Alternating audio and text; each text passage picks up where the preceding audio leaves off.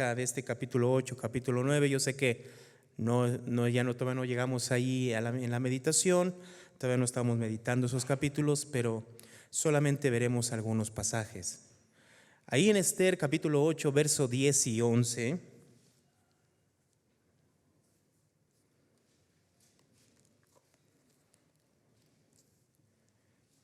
Verso 10 y verso 11. Yo lo voy a leer, hermano, sígalo con su vista, dice así la palabra del Señor.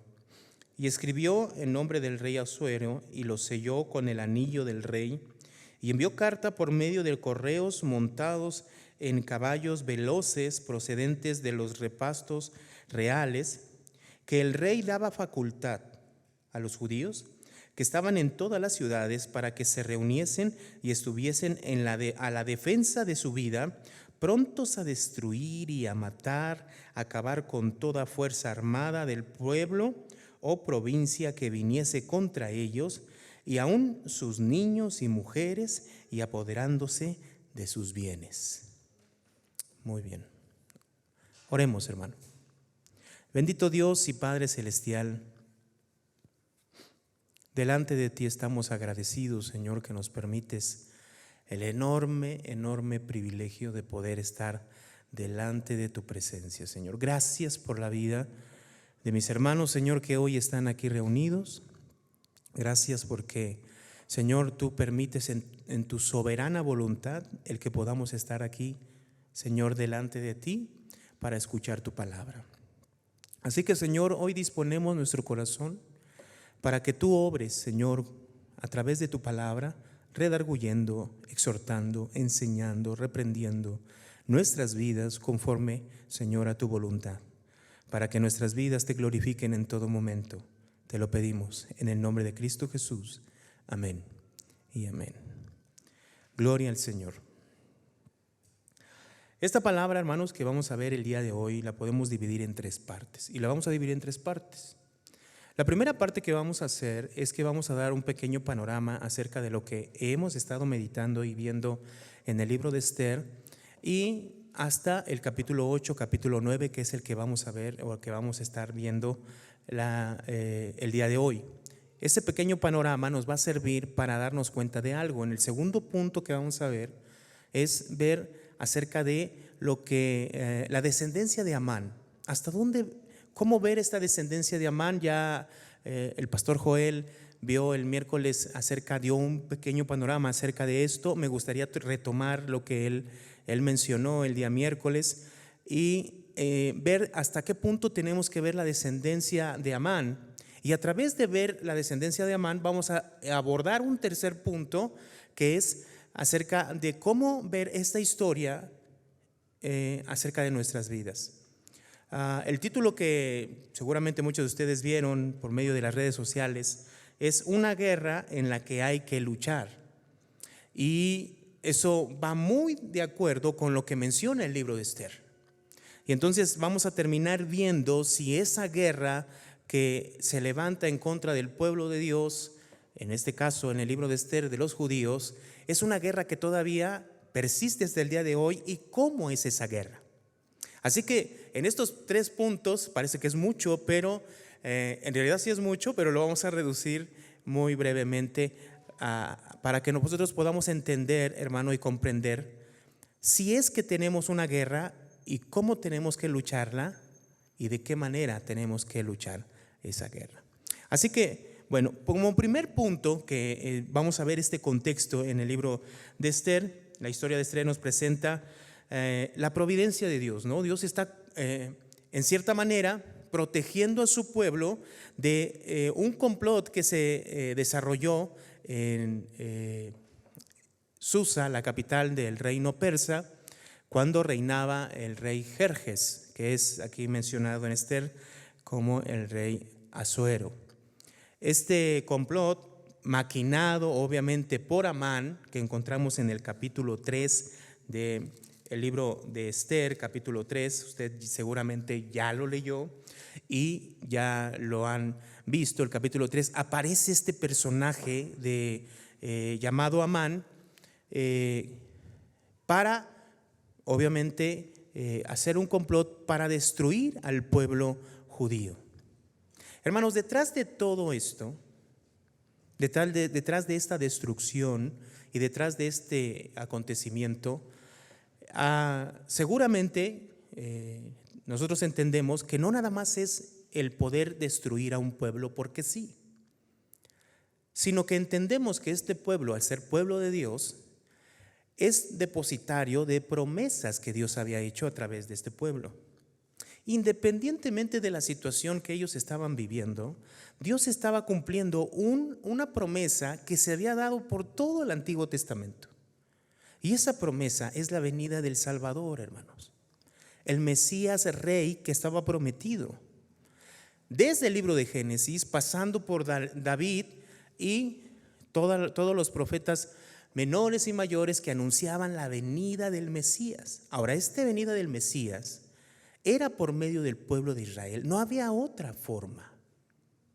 Si usted va a todo el Antiguo Testamento, es exactamente la forma en que Dios iba a traer por medio de la descendencia de los judíos, iba a nacer el Salvador. Por lo tanto, cuando este Amán se levanta para destruir no tan solo a Mardoqueo, sino que se quiere ensañar con todos los judíos que habían en esa región, tenemos que entender que detrás de esto está la oposición de este hombre, queriendo o no queriendo, intencional o sin intención,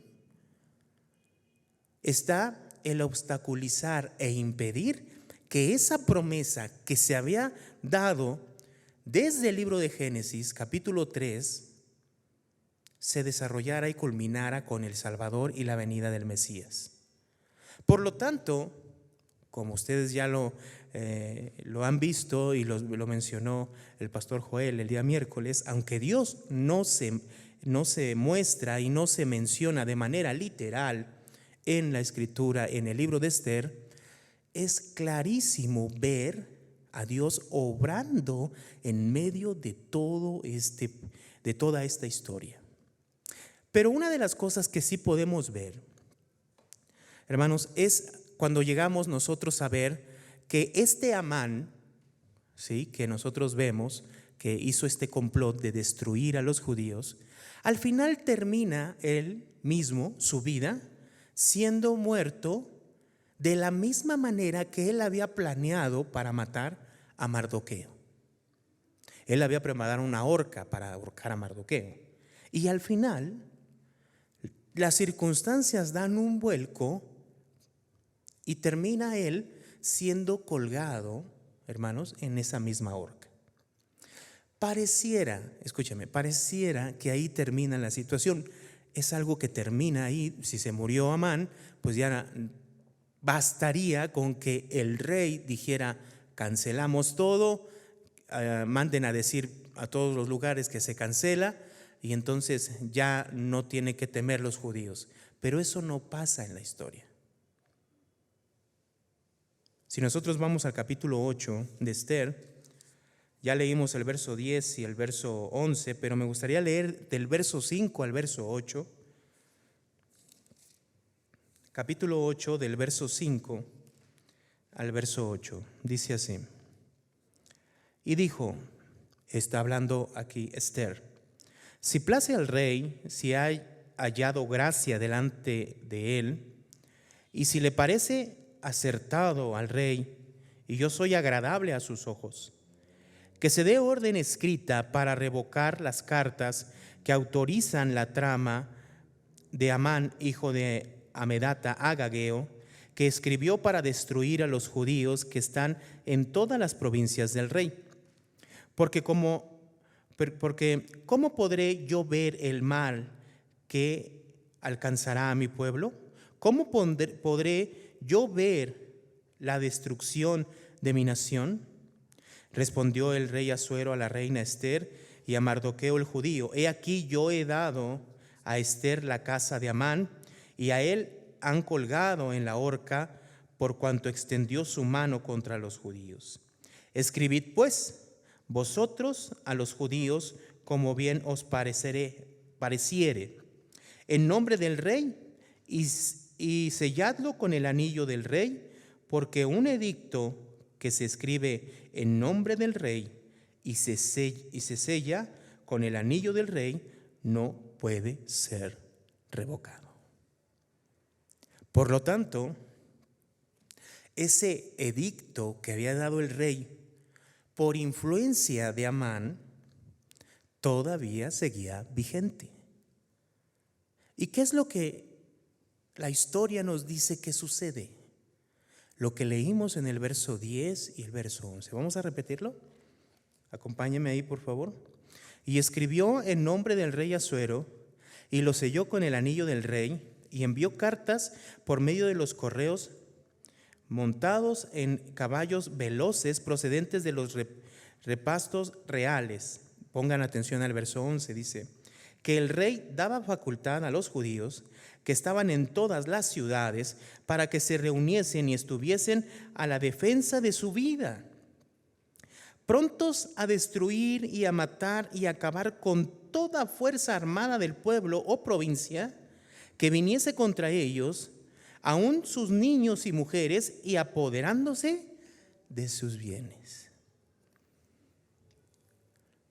Por lo tanto, lo que nosotros podemos ver, hermanos, es que al final ese edicto que se había hecho por medio de Amán, que no se podía revocar, se da otro edicto dándole facultad a los judíos de defenderse. Entonces, ¿qué hay? Un conflicto, una guerra, una lucha. O sea, hermanos, era la vida del pueblo por la vida del pueblo que iba por ellos. Tuvieron al final que luchar. Miren, capítulo 9, verso 1 y 2. Dice así: en el mes de 11º, que es el mes de Adar, a los 13 días del mismo mes, cuando debía ser ejecutado el mandamiento del rey y su decreto, el mismo día en que los enemigos de los judíos esperaban enseñorearse de ellos, sucedió lo contrario, porque los judíos se enseñorearon de los que los aborrecían. Los judíos se reunieron en sus ciudades, en todas las provincias del rey Asuero, para descargar su mano sobre los que habían procurado su mal. Y nadie los pudo resistir, porque el temor de ellos había caído sobre todos los pueblos. Entonces los judíos, al darles facultad del rey para defenderse, hermanos, se levantaron contra aquellos que venían contra ellos y vencieron. Por lo tanto, de aquí toma sentido el título de la predicación del día de hoy: una guerra en la que hay que luchar. Al final, el libro de Esther nos presenta, hermanos, no se termina ahí el libro, sigue, pero lo que sí nos muestra es que Dios utilizó soberanamente y providencialmente a Esther y a Mardoqueo, poniéndolos en lugares esenciales para que pudieran ellos, hermanos, intervenir a través de la vida del rey Asuero. ¿Para qué? Para que este exterminio que se había planeado por medio de Amán no se llevara a cabo. Pero no se llevó a cabo, ¿por qué? ¿De qué manera no se llevó a cabo? No es que, ¿sabes qué? Se acabó y vámonos todos y ya se canceló lo que había dicho el rey. No es así. Hubo una guerra. Hubo una lucha, hermanos. Y aquí es donde yo quiero que usted piense acerca de esta lucha. ¿Por qué? Porque podría ser que esta historia real, ¿sí? Esta historia que es una historia real, hermanos, pudiera no significar nada para nosotros el día de hoy. Por lo tanto, si no significa nada para nosotros el día de hoy, pues se vuelve una simple historia. Entonces, ¿cómo entender que esta historia repercute en nuestra vida y es la historia de nuestra vida el día de hoy? Para eso, entonces, vamos a abordar el segundo punto. El segundo punto es acerca de ver la descendencia de Amán. El día miércoles, el pastor Joel mencionó acerca de la relación que existe entre Mardoqueo y la descendencia de Saúl, el rey Saúl. Pero también mencionó acerca de, hermanos, la relación que existe entre Amán, que se le menciona a Agageo, que es en otras palabras, descendiente de, hijo de, perteneciente a él, siervo de Agag, con relación al pueblo de Amalec. Este pueblo de Amalec, hermanos, que en Éxodo capítulo 17, el pueblo de Israel había salido de la esclavitud de Egipto, iba por el desierto, hermanos, y viene contra él un pueblo llamado Amalec, un pueblo de guerra. Debemos entender esto como algo escandaloso. ¿Por qué? Porque el pueblo de Israel no era un pueblo acostumbrado a la guerra, hermanos. De hecho, si usted recuerda, ¿qué es lo que el pueblo de Israel hacía en Egipto? Era esclavo. ¿Y qué hacía? Ladrillos, ¿o no? ¿Qué va a saber un ladrillero de guerra? Por lo tanto, este Amalec, cuando viene a hacer guerra contra el pueblo de Israel en el desierto, hermanos, era para exterminarlo totalmente. Pero la historia nos muestra que Dios vuelve a actuar y salva a su pueblo de la destrucción. Ahora, ¿quién es Amalec? Si nosotros vamos a Génesis, por favor acompáñame, Génesis capítulo 36.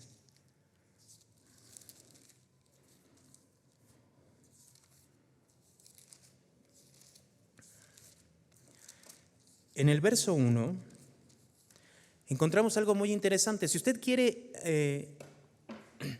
profundizar acerca de toda esta descendencia y de la forma en que se va desarrollando esta historia, tiene que poner atención a este verso 1. Miren lo que dice el verso 1. Estas son las generaciones de Esaú, el cual es Edom. Hermanos, Edom, este pueblo edomita, siempre estuvo en contra del pueblo de Israel. Siempre. Y cuando pudo, se opuso al pueblo.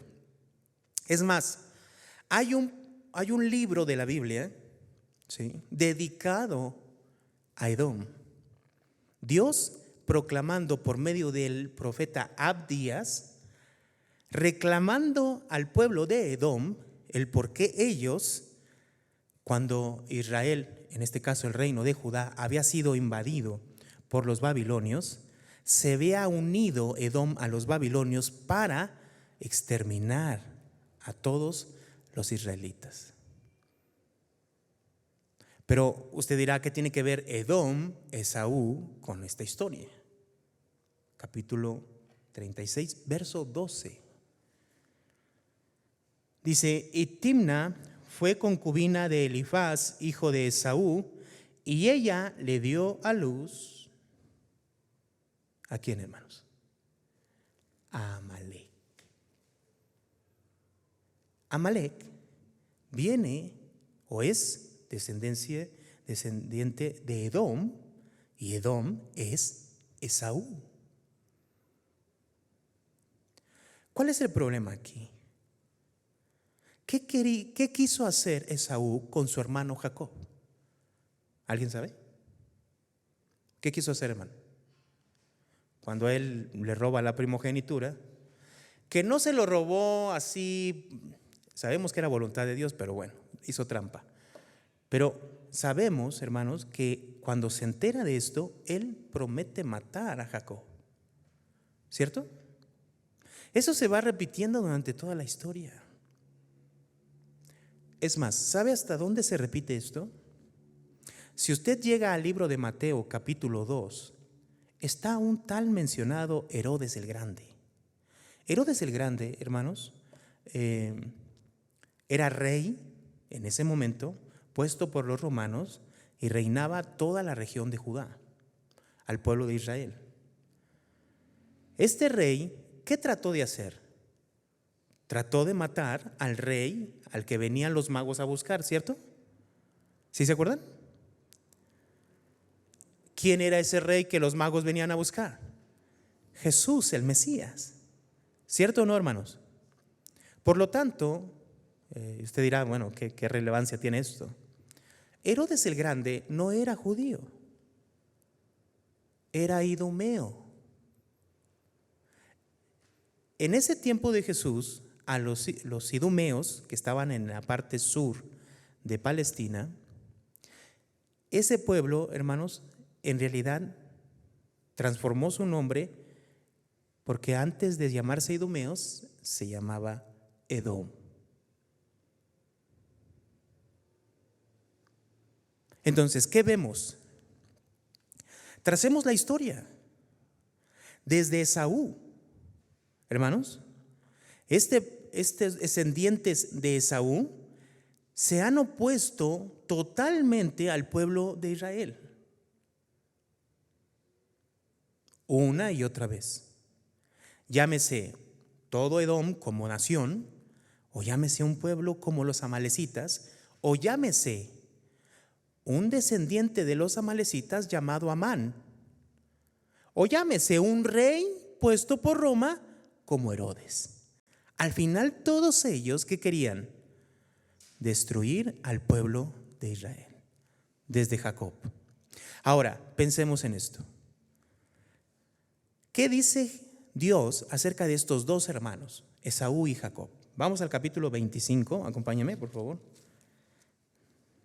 De Génesis, estamos en Génesis. Por favor, capítulo 25 de Génesis.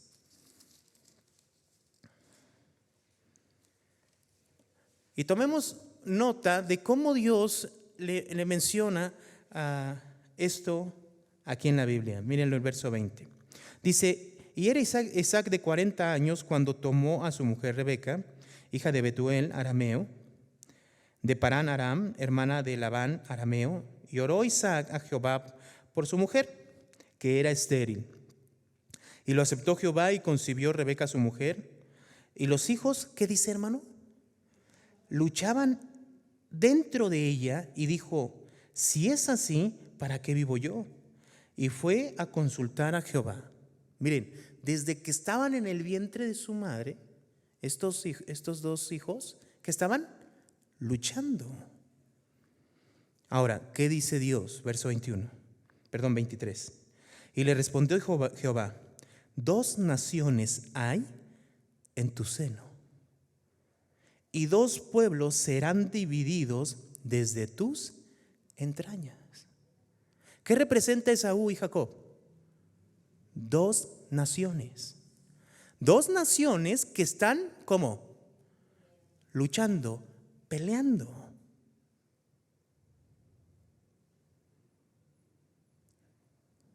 Ahora, en el libro de Génesis vemos esta relación de 2 hijos siempre, ¿no? Bueno, no siempre, pero la mayoría de las veces. Como en el caso, por ejemplo, de Abraham. Abraham tuvo muchos hijos después, pero primero tuvo 2, Ismael e Isaac, ¿se acuerdan? ¿Sí? Hermanos, entre Jacob y Esaú, ¿de quién se agradó Dios? De Jacob. Y Jacob es el segundo hijo, ¿verdad? Entre Ismael e Isaac, ¿de quién se agradó Dios? De Isaac. Es el segundo hijo, ¿verdad?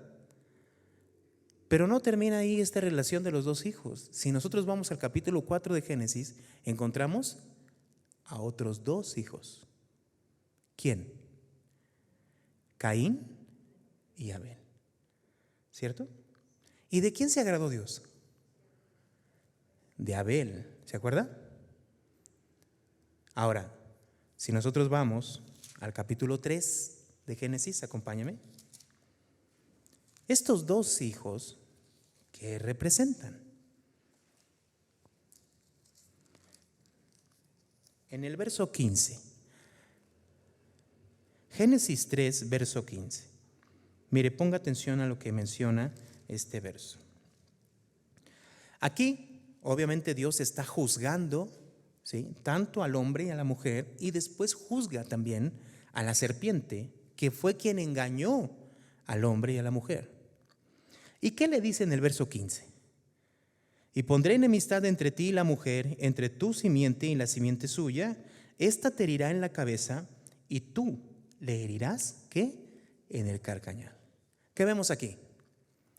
2 simientes. La simiente de la serpiente y la simiente de la mujer. ¿Cierto? ¿Qué es lo que vemos en todo el Antiguo Testamento? Estas dos simientes. Una que pertenece a la simiente de la serpiente. O sea, ¿qué significa? Actúa como actuó la serpiente.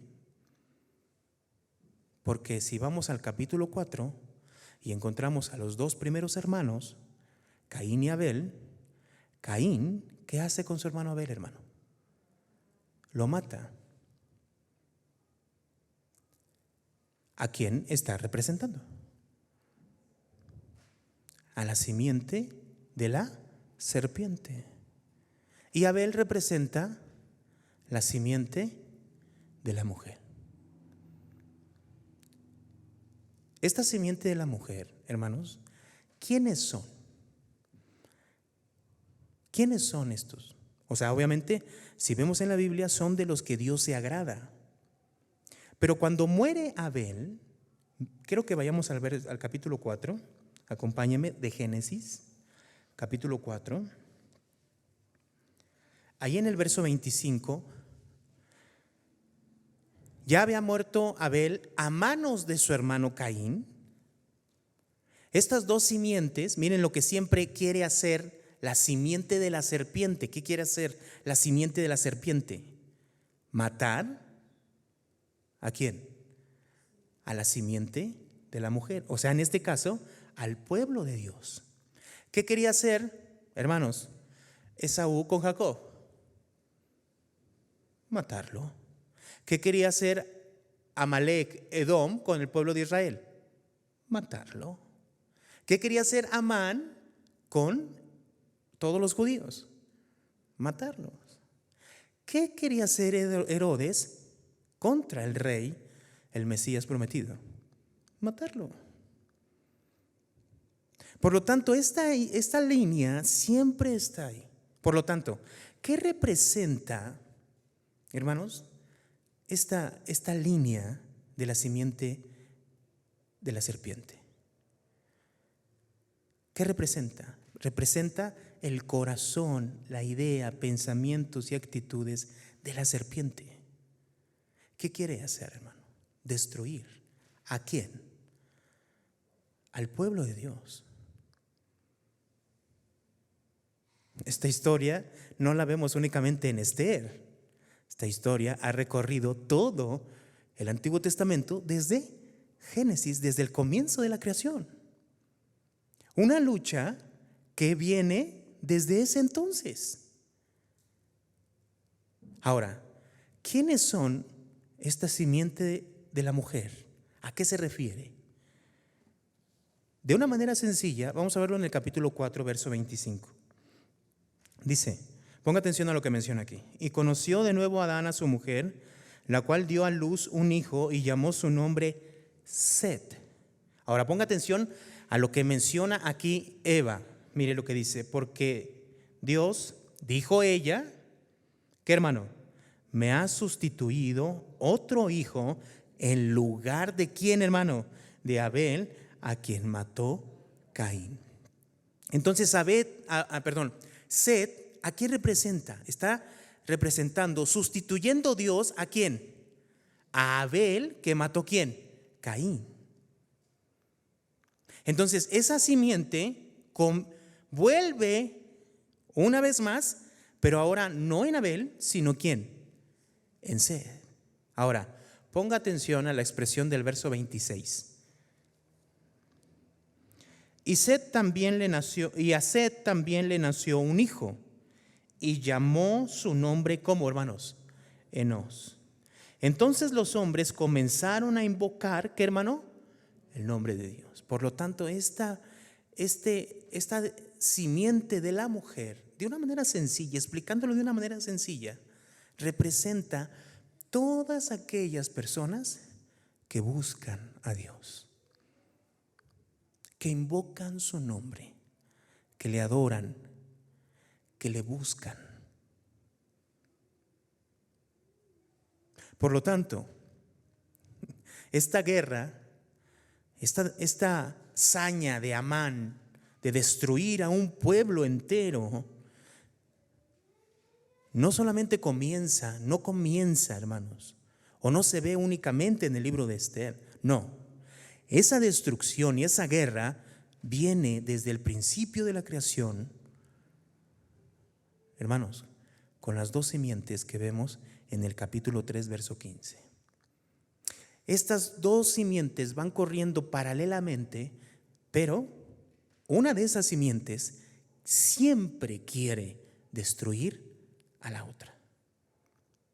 La simiente de la serpiente siempre se está oponiendo contra ¿quién? Contra el pueblo de Dios.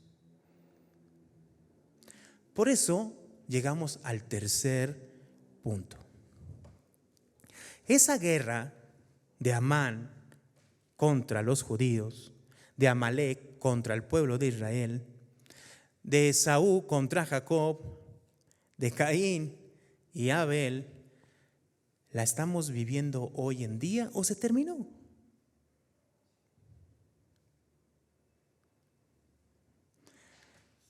Entramos al tercer punto y entonces vamos al libro de Apocalipsis. Acompáñame, por favor. Capítulo 12. Apocalipsis, capítulo 12. Cuando decimos Apocalipsis, a veces pensamos en situaciones futuras, ¿no? Y no digo que no. Hay cosas en Apocalipsis que sí enseña como algo que va a acontecer. Pero el capítulo 12, hermanos, no es algo que va a acontecer, sino nos explica algo que ya ha pasado y que está ocurriendo hoy en día. ¿Qué nos ocupa hoy en día? ¿O qué es lo que estamos viendo en este momento? La guerra, decimos, en la que hay que luchar. Hay una guerra en la que hay que luchar. Y estamos viendo si todavía esa guerra que se está librando y que se libró desde Génesis capítulo 3 y que viene recorriendo todo el Antiguo Testamento, ¿nos ha alcanzado hasta hoy? Hay que ver si sí. Y si sí, hermanos, está esa guerra presente hoy en día, ¿cómo tenemos que luchar? Capítulo 12, verso 9.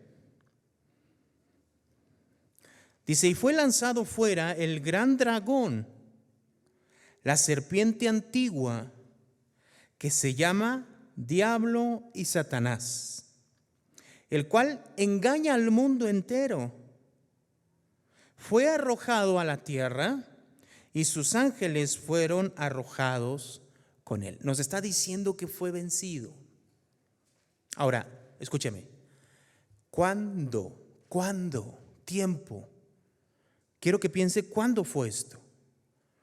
Si nosotros leemos el verso 10, quiero que ponga atención a estas expresiones. Dice, entonces oí una gran voz en el cielo que decía, ahora ha venido la salvación, el poder y el reino de nuestro Dios y la autoridad de su Cristo. Porque ha sido lanzado fuera el acusador de nuestros hermanos, el que los acusaba delante de nuestro Dios, ¿cuándo? Día y noche. Entonces, ¿cuándo fue arrojado a la tierra Satanás, la serpiente antigua llamada Diablo y Satanás? ¿Cuándo?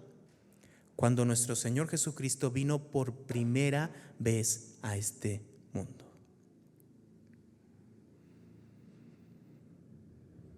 Satanás fue arrojado del cielo, donde acusaba, dice, a los hermanos, a la iglesia, a los hijos de Dios. Y entonces ahora en ese lugar está Jesús, quien pagó por nuestros pecados. Ahora quiero que vea el verso que sigue. Verso 11. Ahora está hablando de la iglesia, mire. Y ellos le han vencido por medio de la sangre del Cordero y de la palabra del testimonio de ellos, y menospreciaron sus vidas, ¿cómo, hermano? Hasta la muerte. Hermanos, ¿cómo vence la iglesia? Escúcheme, dice aquí, ¿no? Y ellos le han vencido. ¿A través de qué? Primero, ¿qué dice, hermano? ¿A través de qué? A través de la sangre del Cordero. Hemos creído en Cristo Jesús, y al creer en Cristo Jesús, ¿qué ha ocurrido? Él ha pagado por nuestros pecados a través de su sangre, ¿cierto? 2, porque así, y la palabra del testimonio de ellos, y menospreciaron sus vidas hasta la muerte. A través de esa palabra del testimonio que tiene la iglesia, esa palabra lo que produce en ellos es menosprecio en sus vidas, hermano. En otras palabras, de una manera sencilla, podríamos nosotros pensar en lo que Jesús le dijo a sus discípulos: si alguien quiere venir en pos de mí, niéguese a sí mismo, tome su cruz y sígame. La forma de vencer, dice, ¿no? No estamos diciendo nosotros. La Biblia dice que la forma en que ha vencido la iglesia, y si habla de vencer es porque hay una lucha, porque hay una guerra. Y la forma de vencer es a través de la fe en Cristo Jesús, del perdón de nuestros pecados, de la palabra de Dios y del sometimiento a la palabra de Dios en toda nuestra vida. Ahora mire lo que dice el capítulo 12 en su último verso, verso 17. Mire la condición en la que está la iglesia ahora. Entonces el dragón, ¿quién es el dragón? La serpiente antigua, Satanás, el diablo, se llenó de ira contra la mujer y se fue a hacer guerra contra el resto de la descendencia de ella. ¿Quién es, hermano? Los que guardan los mandamientos de Dios y tienen el testimonio de Jesucristo. No es algo que va a pasar, es algo que ya pasó y que estamos pasando. Hay una guerra declarada por parte de Satanás hacia la iglesia. Toma esa iglesia, hablando de aquellas personas que guardan los mandamientos de Dios, dice aquí, ¿no? Que guardan los mandamientos de Dios y tienen el testimonio de Jesucristo. O sea, que viven conforme al parámetro, a la vida de nuestro Señor Jesucristo. Contra esas personas, o sea, contra nosotros, contra la iglesia, es que ha declarado la guerra Satanás. Entonces, pregunta, ¿todavía hoy estamos nosotros participando de esa guerra que vemos en el Antiguo Testamento? Hermanos, sí. Sí. ¿Cuál es la forma de vencer? A través de someter nuestra vida. Capítulo 4 de Santiago, búsquelo rápidamente. Santiago, capítulo 4. En el verso 7, mire lo que dice el verso 7, Santiago 4:7, dice: someteos pues a Dios, resistid al diablo y huirá de vosotros. ¿Qué tenemos que hacer, hermano? Someternos a Dios. ¿Y qué es eso? ¿No es lo mismo que dice el libro de Apocalipsis, capítulo 12, verso 11?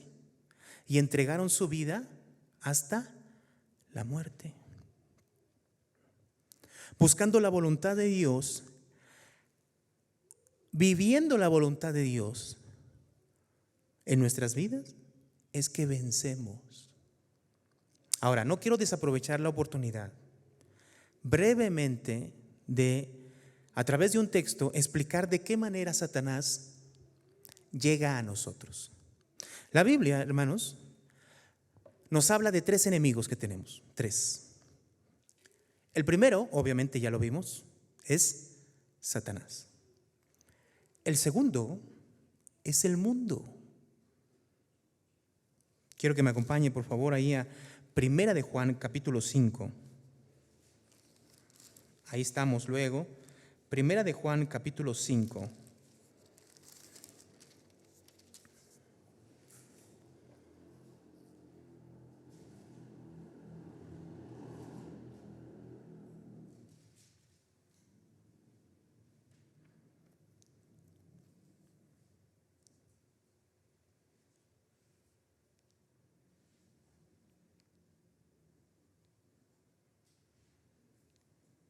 verso 19, hermanos, dice: sabemos que somos de Dios y el mundo entero, ¿qué, hermano? Está bajo ¿quién? El maligno. La Biblia enseña que en primer lugar tenemos lucha y una guerra contra Satanás, pero también nos enseña que Satanás domina el mundo. Por lo tanto, ese mundo también está en contra de la iglesia. Pero hay un tercer enemigo. ¿Puede entender hacia dónde vamos? Y quisiera que me acompañara aquí mismo, en Primera de Juan, capítulo 2, para explicar este último enemigo que tenemos.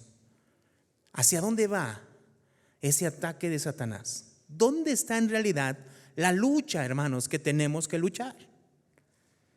Capítulo 2, verso 15. Miren lo que dice aquí, es un texto que usted ya conoce, dice: no améis al mundo ni las cosas que están en el mundo. ¿Por qué no hay que amar al mundo y las cosas que están en el mundo según lo que vimos en el capítulo 5? Porque el mundo está bajo ¿quién? Está gobernado ¿por quién? Por Satanás. ¿Y qué quiere Satanás hacer en contra de la iglesia? Destruirla. Ahora, aquí es muy interesante esto, ¿Destruirla en qué sentido? ¿Hacia dónde va Satanás? ¿Bastará con nuestra muerte física y decir, bueno, ya murieron físicamente? No es así. ¿Cómo es esto? A través del verso 15 dice así: no améis al mundo ni las cosas que están en el mundo. Si alguno ama al mundo, el amor del Padre no está en él. ¿Por qué? Verso 16, ponga atención. Porque todo lo que hay en el mundo, ¿qué, hermano? Los deseos de la carne. ¿Dónde están los deseos de la carne, hermano? A ver, quiero que me diga usted, ¿dónde están los deseos de la carne? En el mundo, sí. Tiene toda la razón, hermano. ¿Pero dónde? Los deseos de la carne están ¿dónde? En la carne, o sea, en nosotros. Ese enemigo primordial que vemos como Satanás, que quiere destruirnos y ha declarado la guerra contra la iglesia, gobierna este mundo y este mundo lo utiliza ¿para qué? Para ir contigo, conmigo, seducirnos a través de los deseos de nuestra carne. ¿Qué más? Leemos el 16. Los deseos de los ojos. ¿Y qué, hermano? Y la vanagloria de la vida no proviene del Padre, sino de ¿quién, hermano? Del mundo. Hay tres enemigos: Satanás, el mundo y nosotros. ¿Dónde está la lucha? La lucha se gesta en nosotros, en nuestra mente. Hacer la voluntad de Dios o hacer nuestra propia voluntad. Siempre está esa lucha. ¿No batallamos todos los días con los deseos de nuestra carne? ¿No batallamos todos los días con lo que desean nuestros ojos? ¿No batallamos con el reconocimiento del mundo y pensar que el mundo nos reconozca, ser alguien importante? ¿No batallamos todos los días? Si no es con una, es con otra, y si no con dos, hasta con las tres. Es una lucha que hay que luchar, que viene con el paquete, no sé si decimos así, ¿no? Por default. Creemos en Cristo, Él nos llenó de todas las bendiciones posibles, dice Efesios capítulo 1, todas las bendiciones en Cristo Jesús se nos han dado, pero también hay una lucha que hay que luchar. Y quisiera terminar esto diciendo lo siguiente. Lo encontramos en Apocalipsis capítulo 21.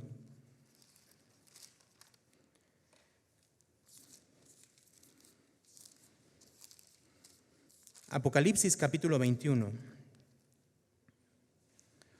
en el verso 7. Mire lo que dice el verso 7 y el verso 8. Ponga atención a estos versos. Dice el verso 7: el que venciere, ¿qué va a hacer, hermano?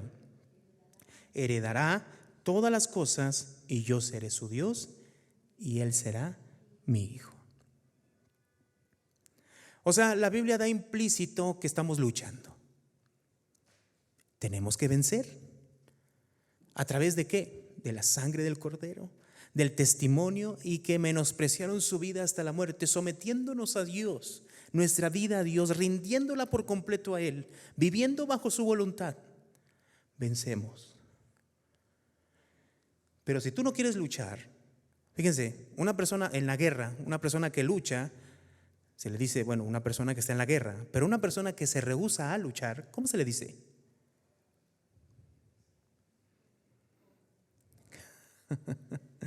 ¿Cómo se dice? Y eso está en el verso 8.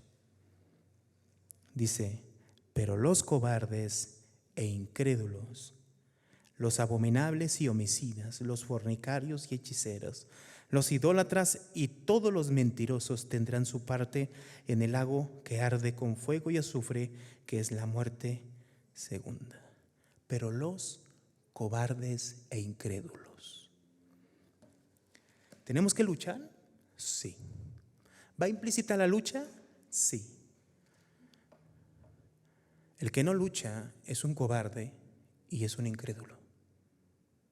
Aquí la palabra cobarde e incrédulo son sinónimos. No es que no quiero luchar, hoy no quiero, yo mejor voy a hacer lo que, para que no pase nada, me rindo a mis deseos, a mis anhelos, perdición. Hermanos, tenemos que estar todos los días viviendo en esta guerra contra Satanás, que ocupa el mundo para seducir nuestros deseos y nuestra carne. Entonces, el título dice: una guerra en la que hay que luchar. ¿Es cierto o no, hermano? Sí. Esta historia de Esther, esta historia de Amán, Mardoqueo, este Amán yendo sobre estos judíos, no es una historia bonita donde Dios libra a su pueblo. Sí, gloria a Dios, es una historia hermosa. Pero es una historia que la podemos traer perfectamente hasta el día de hoy y que debe de afectar nuestras vidas. Amén, hermanos. ¿Oramos? Cierra sus ojos, por favor. Bendito Dios y Padre Celestial, muchas gracias, Señor, por permitirnos el día de hoy estar delante de ti viendo tu palabra. Señor, en esta hora pedimos, Señor, delante de tu presencia, que tú, Señor, tomes nuestras vidas. No es que querramos o no, sino que esa lucha viene a nosotros. Satanás quiere destruirnos. Y nosotros a veces, Señor, nos negamos a esa lucha. O nos abandonamos, simplemente no existe esa lucha en nosotros. Y si no existe esa lucha, es porque hemos cedido a los deseos de nuestra carne. Es porque hemos sido engañados, seducidos por las cosas del mundo. Porque Satanás utiliza el mundo. Así que, Señor, en esta hora yo te pido por esta iglesia. Toma nuestras vidas, toma nuestros corazones. Ayúdanos, Señor, a someternos a tu voluntad, a vivir, a buscarte, a invocarte, Señor, a buscar siempre tu rostro, tu voluntad en nuestras vidas. Que verdaderamente vivamos tu palabra, Señor. ¿Para qué? Para que venzamos y al vencer, Señor, heredaremos esa tierra. Y tú serás nuestro Padre y nosotros tus hijos. Pero si somos cobardes, Señor, viene un juicio eterno sobre nosotros. Así que, Señor, ayúdanos a vivir siempre bajo tu voluntad. Te lo pedimos en el nombre de Cristo Jesús. Amén y amén. Gracias, hermano. Dios les bendiga.